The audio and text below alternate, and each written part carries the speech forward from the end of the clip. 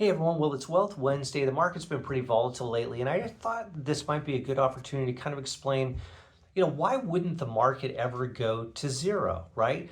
Because we've talked about this, the volatility in the market is normal. It's uncomfortable, but it's not dangerous. Why? Well, at its base level, the market is made up of stocks that are from real companies that employ people and earn money, right? So unless all of those are somehow going to go out of business and we're going to go live in caves, the market is never going to go to zero. Now, typically, if we dig in a little bit more, the market trades at something called a price to earnings ratio. And so typically that trades at around 16 and a half times earnings. So it's literally the price divided by the earnings. So at some points, investors will get excited about the prospects of higher earnings and they bid up stocks and they get a little expensive. So typically it trades around 16 and a half times earnings. Right now, we're around 27 times earnings, and people get a little bit nervous on that. And so maybe the market will correct and come down a little bit. But in that case, it's almost like, if you went to a TJ Maxx, for example, and you had your favorite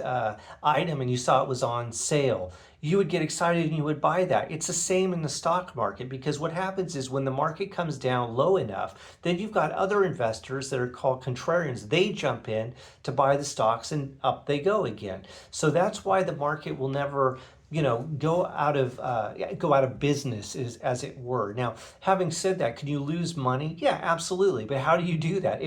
You'll do that by selling when you're down. As long as you don't sell when you're down, then it's just on paper, right? You wouldn't sell your house when real estate pulled back a little bit. That's ridiculous, right? So as long as you have a long-term plan and you stick with it, then over time we know that the investments rise and they compound and they grow.